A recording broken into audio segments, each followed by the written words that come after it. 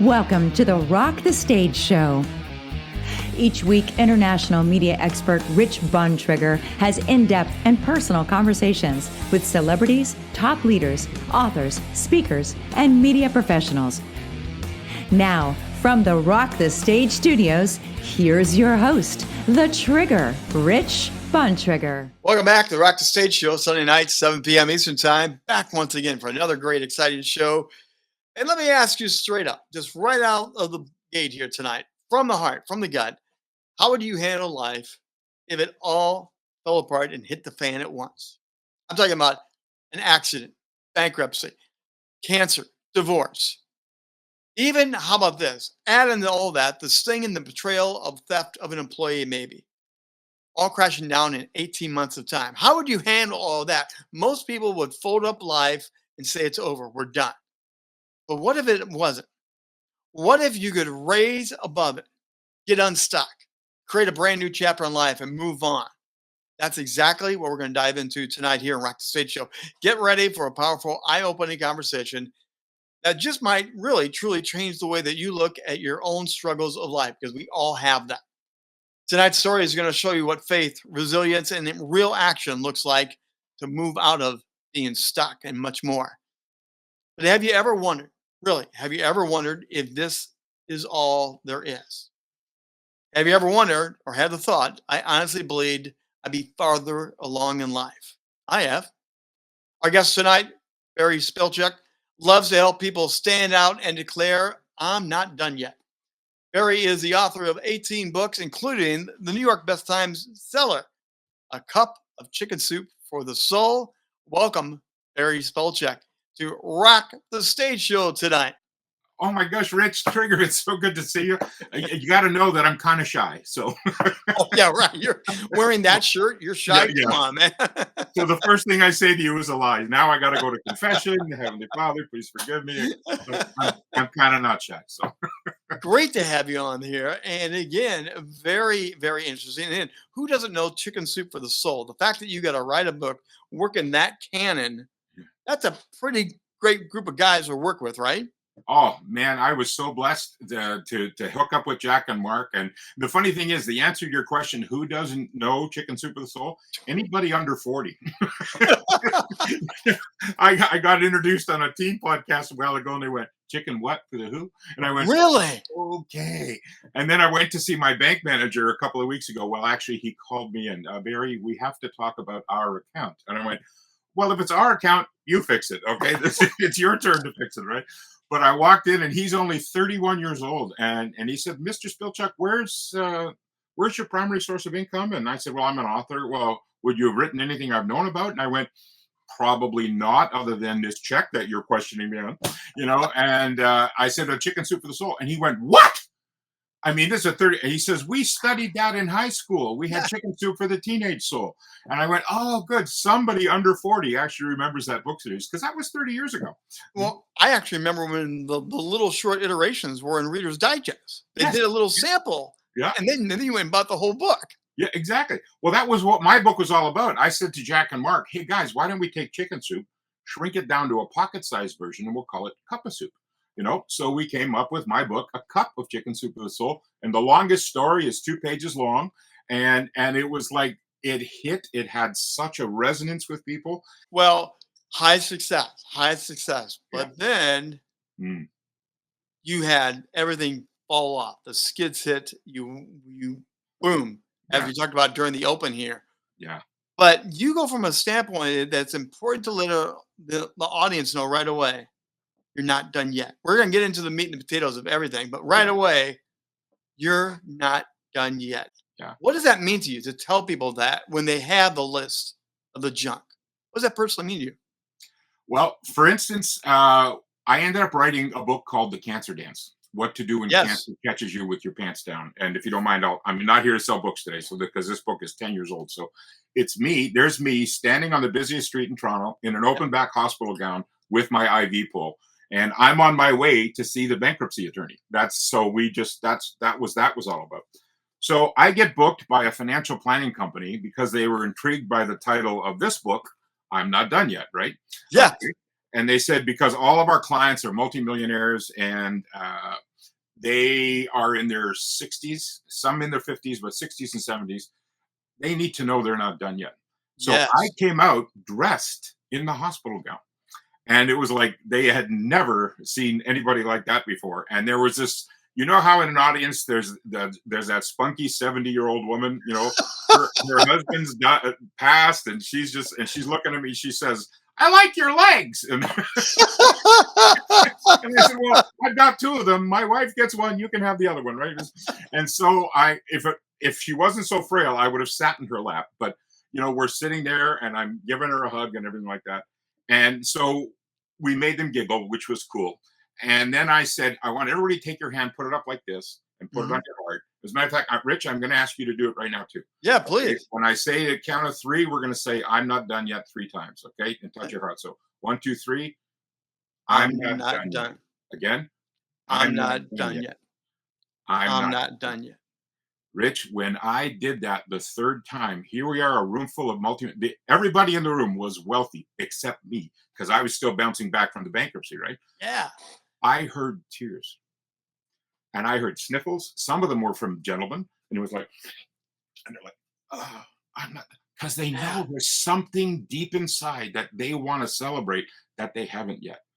And I think one of the greatest causes of stresses in the world is knowing, no matter whether you're 20, 40, 60, or 80, is knowing that you're capable of so much more and you haven't done it yet. And so many of my private clients, there's 2 words that always stand out and make me cringe. If only. Yep. If only I had tried this. If only I had asked my son for forgiveness. If only I had gone to my father and said, "Dad, I don't like what happened there." If only. It's those stresses that get you from behind, and it's like Velcro, and it keeps you attached to the wall. And so when I say I'm not done yet, when I had that whole crowd of seniors, I'm not done yet, some of them were, and the lady, the flirty lady, "I'm not done yet." But there's a guy in the back going, I'm not done yet. Oh my God, I'm capable. I still can do this. They had all the money that they could ever want, and they were still sad. So those with the heavy hearts, we're speaking to you right now too. So, stage 4 cancer diagnosis. Let's start with there. You have multiple things happen, but the stage 4 cancer, the stresses that you're talking about right now, you've really experienced them all. You've gone from there. Yeah. Share with us a little bit about the life events that all went around, because simultaneously you had a tornado hit your life. Yeah. 2008, 2009, 18-month period. I call it my ABCs. I had an accident. I fell through the stairs at a industrial manufacturing plant. It was welded steel stairs filled with cement. And they're the kind of stairs that as you're going up them, you can see through them. Yeah. Well, I was coming down them, and I fell through the stairs and crashed through the stairs and had a leg accident. They blamed me because at the time I was 432 pounds. I said I had my own zip code. So it was like, they had a case. No one else has crashed through our stairs. Yeah. And I said, "Sir, they're welded steel stairs." "Yeah, but they blamed me."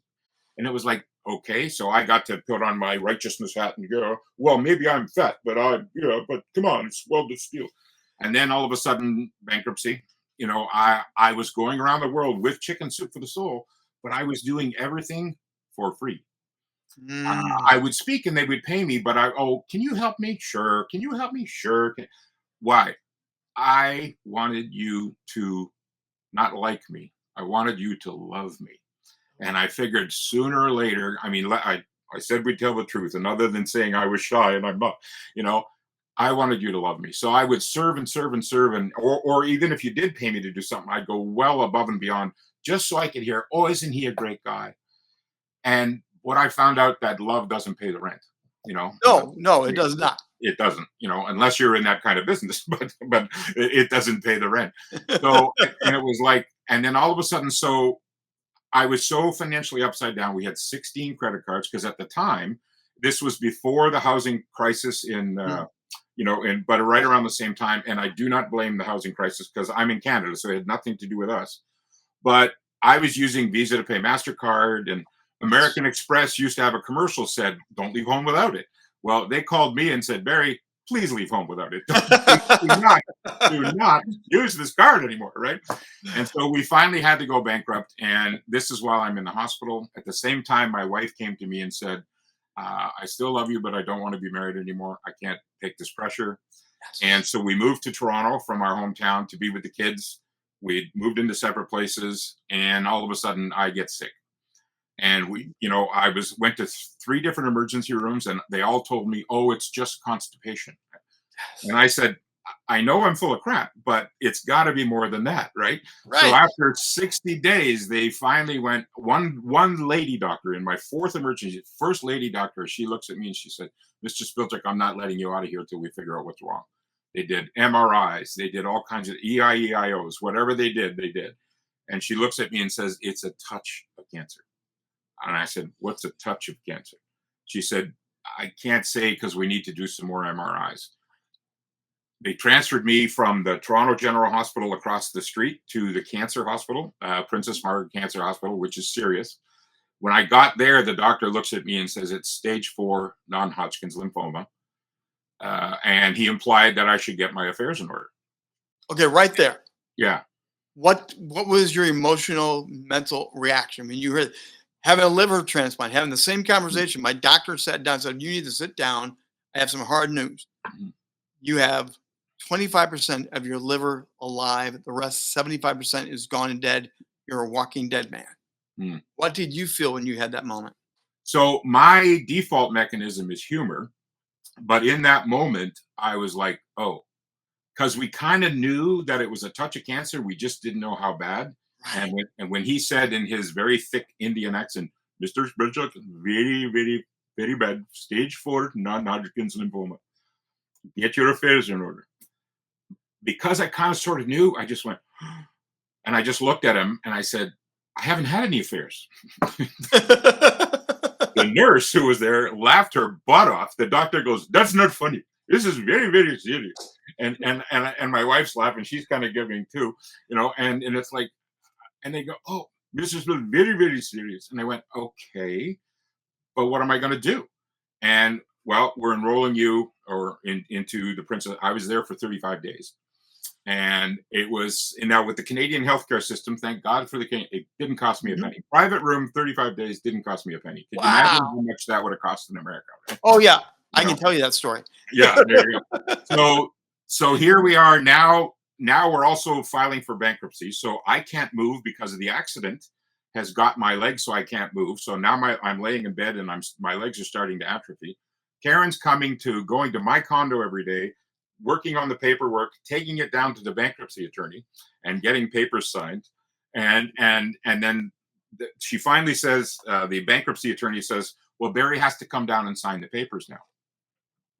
And Karen says, "Well, Barry's at Princess Margaret and he's on an IV pole and he's getting 19 different medications pumped into his IV every day and he can't come down." And here was the answer from the bankruptcy attorney: "It's only 4 subway stops." Okay. Again, how do you process that when they don't have the care, the sensitivity, the empathy? How do you process that when they say, "It's tough luck, come on down"? Well, I'm glad you asked that question. No one's ever asked that question before. So here's the deal. The day I got enrolled into Princess Margaret, I was 5 days at Toronto General. When they put me into Princess Margaret, it was scary because Karen left that night. She came to see me every day, brought me Jello every day, and that night she left. I'm sitting there thinking, "Heavenly Father, what am I supposed to do? What am I supposed to do? What am I supposed to do?"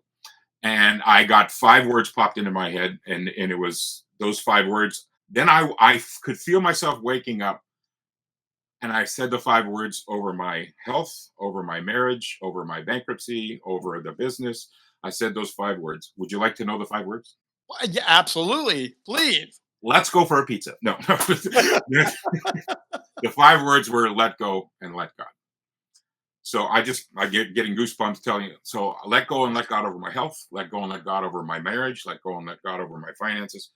And then I got, "Heavenly Father, what am I supposed to do? I'm lying in bed. I can't move my legs." Right. And here's the answer that I didn't hear an audible voice. I just heard, I saw a picture of the nurse laughing when I said, I haven't had any affairs. And the doctor going, oh, that's not funny. And I'm going, yes, it is. And I just got to say, Barry, you're supposed to make your nurses laugh every day. And Okay. and let them know how much they're appreciated. I told you backstage, we overlapped so many more. Humor Yeah. was one of my gateways to get Yeah. through. I think we had the same doctor because the doctor said, no more of that. You have to listen. Yeah. And the same thing, I was cracking all the time and said, you can't be cracking jokes when you're dying like you are. Yeah, exactly. But how much did that humor help you? Help people understand? Because some people think it's bravado. They think we're just trying to escape. How much of your humor literally helped you process and get through it? I think it was huge because that's one of the gifts God gave me. Okay. Okay. If I'm trying to be somebody else, no, I'm going to be serious. Okay. Well, I've got stage 4 non-Hodgkin lymphoma and on 19 different medications. And that's not me. Right. Yet the lady in the room beside me, she wanted to know every drug she was taking. She wanted to know the doses, how the side effects, what's going to happen. You know what? God bless her. She got better. So did I. I did it my way. She did it her way. God's got a different plan for everybody. But you asked about the bankruptcy and what did I do about this lady? Yes. So my nurses, my goal was to, and I had 16 different nurses over my 35 days there. Every one of them is listed in the thank you part of the book. And one of the nurses, Lynn, came in at 2:00 in the morning, the day that Karen came with the news that I have to go down and sign the bankruptcy papers because it was only 4 subway stops away. Right. She comes in and she goes, and how are we today, Mr. Spilchuk? And I'm going, yeah, well, maybe you're good, but I'm not. Right. I'm not so good. And she goes, whoa, what's going on? I said, long story, Lynn. And she says, let me finish my rounds. I'll be right back. So she did her, and she came in and she sat by my bed. She held my hand at 2:00 in the morning. She said, what's going on? And I told her the story about the bankruptcy and I have to go on the subway. And I said, I don't understand. Why doesn't, I said, I know it's my fault that I went bankrupt. I know I'm the one who rang up the credit cards. I know, but can't she have a little bit of compassion? Can't she just come here? You know, when I'm crying and Lynn looks at me and she goes, Barry, let me tell you something. I've been a nurse for 25 years, 20 years in this cancer ward. What I've discovered is that there's certain people, they are afraid to go to the hospital in general, but they're especially afraid to come here. They're literally afraid they're going to catch cancer. And immediately, as soon as she said that, I felt a wave of guilt and relief. And I said, Lynn, would you please accept an apology on behalf of this bankruptcy lady? Because all day I've been judging her. And she says, absolutely, Barry, no problem. I'll do that. So let me jump in here. Our Father, God, faith. I'm a believer. You're a believer. I've talked about it here, but people that still don't understand that when you're in that pain, that hurt, often you shake your fist and you scream, why me, God? You're in fact leaning into God and talking to him, praying to him, sharing it. Explain that because most people don't get there, Barry. Well, you know what? Yeah, I've heard in many books and many Bibles, you're never supposed to ask why me because it's always why me. Right. But you can still ask why me and go, why me? And do it that way. Why me? What's the bless in this mess? Romans 8:28 says we can find anything that's bad and God will make it good. And I'm going, okay, what's the bless in this mess? Why me? Or take away the questions why me and say, okay, what am I supposed to do with this? So all of a sudden, accident, bankruptcy, cancer, divorce, employee theft, all at the same time. Guess what? All of those things got reversed except the bankruptcy. We had to do the bankruptcy. Right. Yes. Okay. Ultimately, there was a lawsuit, and I got a small, tiny settlement that came about 3 months after, 3 years, sorry, after I got out of the cancer hospital when I was still trying to start all over again. We had no money, and all of a sudden, $25,000 lands in our lap because of this. Okay, so it should have been a lot more, but the lawyer on the other side lied, and the lawyer on my side wanted me to lie. Barry, if you say this, this, and this, you'll get $170,000. I said, yeah, but if I say this, this, and this, I'll be lying. Well, do you want the money or not? I said, not that way. And so we settled out of court and my lawyer says, well, then I'm not going to be your lawyer. And I said, well, I'm glad you said it first because, so anyway, so with that settled. And then the bankruptcy, well, we had to go through the bankruptcy, but that was 2009. 7 years ago, American Express called me and said, "Would you like your cardigan?" And I went, "I don't need a sweater." And they went, "What?" I said, "You asked me if I wanted a cardigan." And I went, and they went, "Do you want your credit card back or not?" I said, "First thing I'll do is buy a sweater." So they gave me back my card. I have never had them call me back. So that was such a blessing. The divorce never happened. Wow. Yeah. And so in November of 2025, we will be celebrating our 45th anniversary. So Congratulations. That's we, fabulous. we were Fabulous. separated for physically for a year.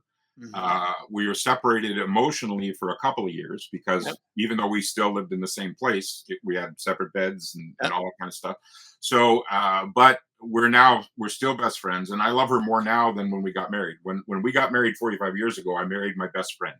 Mhm. Okay, now she's my wife and my best friend. So it's kind of cool that God was able to take that mess and make it a bless. So, so I always encourage people to find out what's the bless in the mess. And there's actually a formula that I developed that Heavenly Father gave me right Yeah. before I was about to go and address 200 state police officers. So can I tell you that story? Yeah, oh, you have to now. Yeah, it's like, nah, that'll cost you $1, because the dollar US is like That's 500 right. Canadian. So there we go. It went over really, really well. The next day, I'm at my mother's house, and I don't live in that city anymore. And the phone rings, and my mother answers, OPP, Ontario Provincial Police, Inspector General. What? You're looking for Barry? Why? Well, I can't say, ma'am. It's like, Barry, it's the police. It's like, I said, hello, it's Barry. How did you find me? He said, we're the police. We can find you where. I said, okay, fine. I said, you wouldn't happen to have Sting with you, would you? And we're not that kind of police. Oh, okay, fine. So he says, can we meet for coffee? And I said, sure. An hour later, we're meeting for coffee. And he said, my wife was at your book launch last night. She read your book and she said, did you go through accident, bankruptcy, cancer, divorce, employee, all at the same time? I said, yeah. He says, how did you do that? And I told him a little bit, and he goes, I said, why are you calling me? He said, because I got 200 police officers and they're on the verge of collapse. They're under so much stress. Would you come and talk to my police officers? Wow. Okay.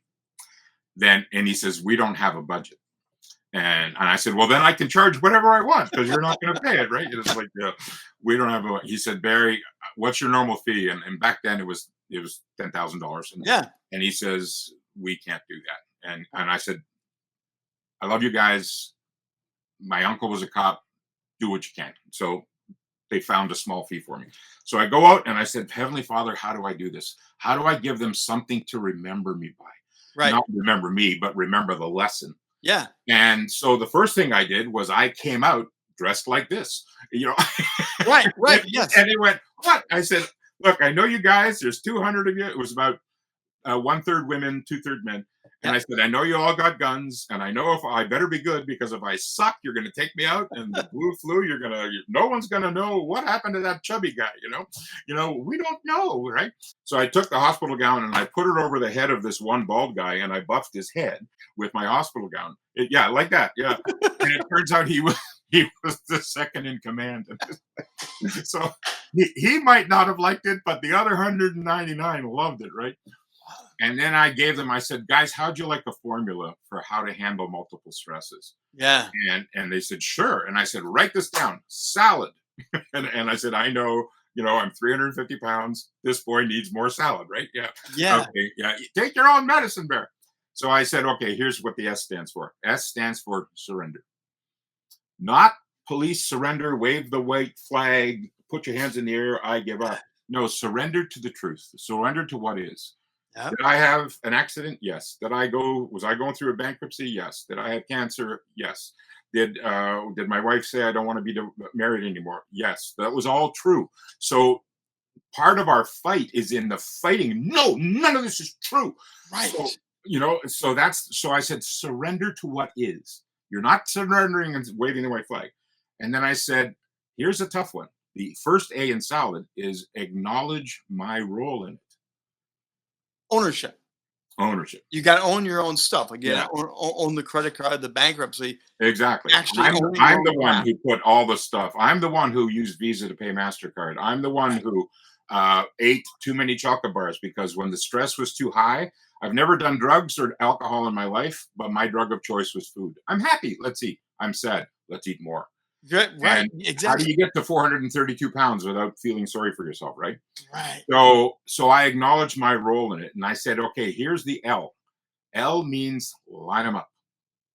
And while I was doing this, I called 6 officers up because I also had a sixth thing in there, not only accident, bankruptcy, cancer, divorce, employee theft, but a failed business. So, and I lined them up and I said, okay, everybody represents one of these. And they open up, oh, I'm accident, I'm cancer, I'm bankruptcy. Right.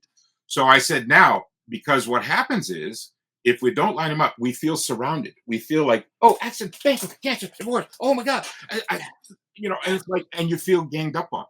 I said, what if you could just take a breath? What is the most important thing that I have to deal with in this moment? Right. It's the cancer. It's my health. Yes. So I lined them up and I said, okay, what's the next one? It wasn't my marriage. It was going through the bankruptcy. And then the third one was my marriage. Then it was the employee theft. Then it was, so I said, I can deal with these things one at a time. I can't deal with them 6 at a time. Prioritizing Exactly. these stresses so you can have clarity to go one by one by one. Just right? like the doctors and nurses do triage. Yes. Okay. You got to do a triage on yourself and say, okay, what's the most important thing right now? And I said, it's my health. Yes. Because without it, if I die, all this other stuff doesn't matter anyway. Right. So let's fix this. And then what I did was, so I said, okay, and I faced it. So I had the lady who was holding the cancer card come and I faced it. And she says, she says, I'm cancer. Get your affairs in order. I said, okay. And the first thing out of my mouth was, thank you. And she went, what? I said, thank you. I said, because of you, I got to lay in a hospital bed for 35 days and not have to worry about anything else. I didn't have to worry about paying the credit cards. I didn't have to worry about writing a book. I didn't have to worry about meeting a deadline because one of my best friends came in and looked at me and said, your only job is to heal. Right. We'll take care of everything else. It was like, oh. And so I thanked the cancer and because it sounds ironic, but I had the ability to thank the cancer because I was still alive. Right. And I thanked it for giving me a break. Right. And then I thanked the accident. And then I thanked my marriage. I thanked, and so again, acknowledging all my role in it, like, surrender, acknowledge, geez, my marriage. I mean, I've never had any affairs or anything like that, but I was on the road a lot. I was, I let Karen take care of our kids and, oh, yes, well, sooner or later, we're going to hit it big. And, one of these days it's, and all of a sudden everything just starts to slide a little, right? Yes. So when I lined them up and then when I got to the second A in salad, there were actually, I heard 200 police officers in the room and they're all rough and tough. Some are in uniforms. All of them have guns. Yes. And when I said what the second A was and I started to explain it, I heard, oh, because the second A was ask for help. And that's the hardest thing to do. No matter what your issue is, waving the white flag and say, I need help. I'm going under. Yep. And especially for you officers, I said, you carry a gun, you carry a badge, you're supposed to be tough. Nothing is supposed to affect you.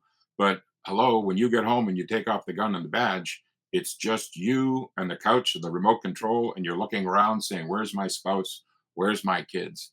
And I said, I had an uncle who was a cop. And I said, for 32 years, he was a cop and he retired. And 3 months later, he passed away at 62. Because they were done. They weren't useful. They didn't have that passion, the drive. They get up every morning. It's gone. And he couldn't ask for help because there was no such thing. When he passed away, there wasn't all this PTSD training or mental health training. And so it was like, he needed to replace his stresses with some new stresses. Even though, and he didn't want to golf and he didn't want to, but it was like, and he just sitting in his basement, watching TV, has a heart attack. And it's like, whoa. And then I said, and here's the D for salad, guys. So it was surrender to what is, acknowledge my role in it, line them up, deal with them one at a time, ask for help, And then the D was do something, do anything. Right. Because some people, I mean, Rich, I know you've probably met it. People who do this, and they'll sit at the top of the mountain, and they're waiting for 12 white doves to fly over their house in the sign of a cross. Yeah. Okay, now I can act. Ooh, Right. Jupiter's rising into Mercury. I can't do that yet. Stop it. Do something. Do something. Even if it's wrong, do something. Yes. Yeah, and the thing is, you don't know it's wrong, and even you could take the first step and you go, oops, that's wrong. Yes. And then you can take a step back and go a different way. But because I'm waiting, because it's Tuesday and my horoscope said this. Stop it! Do something. Why? Well, because I'm afraid if I make a mistake, I'm going to be judged. By who? Right. A parent, yourself, because I've gone down this road. I've tried so many things and I've messed up. Right. Well, try something else, or go all in the first place. Some people just dip their toe in and say, that's kind of cold. I'm not going to jump in. Right. So you either go all in or find something else to go all in on. So for all of your listeners, Mr. Trigger, I hear Trigger, I hear Roy Rogers' horse. I'm sorry. You and I know that. No one else is going to remember that, buddy. Yeah, we're too old, but at 67, I feel blessed to be here because I had a second cancer. And in 2016, they said, you've got advanced prostate cancer and you got to fix it now. So, but there is something, and you talk about this. I want to make sure we get this in here today because what's it like to be in God's waiting room? Mm. I have been there. I literally have felt, I was moments, days from crossing over. Doctors knew it. I knew it. My family knew it. Everybody knew it. And I got the liver transplant. But there's that time when you and only you and God are together. Or some people, it's just you because you have no faith. Right. But you're in the waiting room and I can see the train coming. Mm-hmm. What's it like? Describe for people from your perspective. What's it like to be in God's waiting room? And at that point, there really is nothing but to let go. Mm-hmm. That goes back to my let go and let God story. But because ironically, that was the first night in the cancer hospital. And that night when I heard that let go and let God, the next morning, I knew my wife was coming in with two of our kids. Our third kid was down in Hollywood because he was an actor and he was going through audition season and everything like that. Yep. But I knew, and none of my kids are believers. So, and they think it's all, smoke and mirrors or whatever. And who knows, maybe in time. And Karen was she knew that I believed, but she was sort of like, she hoped that there was a God, Right. Yes. So that morning, after that night, I woke up with the biggest smile on my face. And all day I kept trying to figure out, how do I tell my kids, we've got to talk. Something's really cool. Something's really cool. And so no matter how all day I tried to phrase it, I knew how my daughter was going to react. My son is pretty chill. So, and my wife was like, ah. So they walked in and they said, how you doing, Dad? And I said, awesome. I said, we got to talk. What's wrong? I said, guys, I know you don't believe the same way I do. Yeah. I said, but I got it so clear this morning that if I die, I'm going to be with Jesus. If I'm good to go. Yeah, I'm good to go. If I live, I'm going to stay with you guys. Right. I'm good to go either way. And you know what, Rich? That took the pressure off. Yes. It's like, okay, I have to heal. No, I have to finish my assignment. And then the assignment that God gave me was, I'm still here, so I get to tell people about it. Hey. Let me bring up your website. I'm going to let people scan the QR code, learn more about Barry. But Barry, what are they going to find when you go to your website? Because you got a lot to talk about, man. Well, for those who are going through some stress and stuff, that website, I'm a Survivor Club, that will give you all kinds of different free videos. And if you want to go behind the scene, there's all kinds of different ways you can, and it's a small fee to be a member. If not, you can get all the same videos at my Facebook group called I'm a Survivor Club, and you can go there, and all the videos are free. There's just so many things that are there that, again, you could tell by the interview we did today. There's nothing I won't talk about. It's all those questions of who am I to have survived? I mean, did you have any survivor's guilt? You got a new liver, but somebody else doesn't have a liver. How did that happen for you? What I ran into, and really, thank you for the question, the really great question. What I ran into was the thought, and it hit me like a ton of bricks. Someone had to die to save me. Right. and I could not get a partial liver transplant. So they made that very clear. You're not getting a partial. You can't. Right. So I knew over the 3-year slide of my decline, only living on 25% of a liver, Right. I knew someone would have to die so that I could live. And that hit me one night. And couldn't get to my knees. I'm in a hospital bed, but it hit me like I'm literally waiting on someone Right. to pass. Someone else's family's gonna have to deal with this. Someone else to sign the paperwork. And it was like, oh my goodness gracious. When you overlay that with our faith, we understand that from a Christ-centered belief system. That's a powerful revelation that someone died to save you. That was the hardest crush for me. And I carry that with me, knowing that I am not going to waste this life. Mm. So that brings me to one of my final questions here for you. Unfinished business. I know you talk about unfinished business. What unfinished business does Barry have in his life now?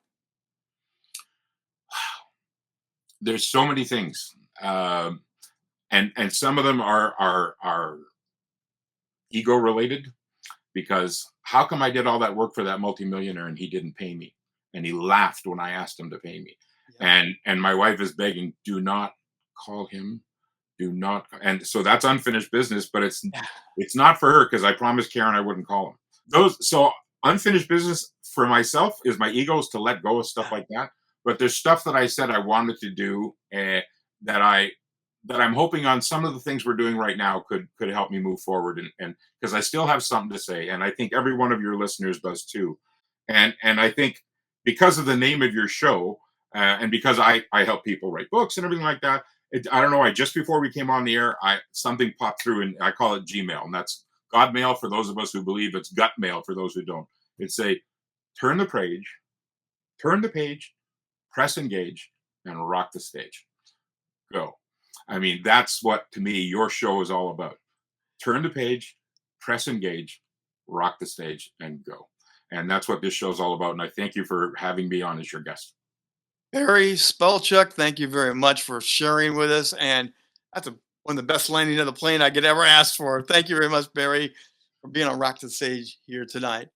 Wow, you heard the story. And that's a lot of stuff to go through. And the pressure cooker of cancer, medical stresses, financial, we have that whole storm going on. Speaking of our experience, the best thing you can do, if you're going through that today, knock off one thing at a time. Do not tackle the beast. Do not go after it all. Let one thing, and then the next thing, and then the next thing. You'll find much more joy in life than trying to bite the whole thing off. That's going to do it for this edition of Rock the Stage Show. Again, thank you, Barry, for being a part of this. Thank you once again for my great showrunner, Robert Stack, to help make this interview possible. Keep bringing up the best people from around the world, and right here, Sunday night, 7 p.m. Eastern Time. And we'll be back next week to do it again for another edition of Rock the Stage Show.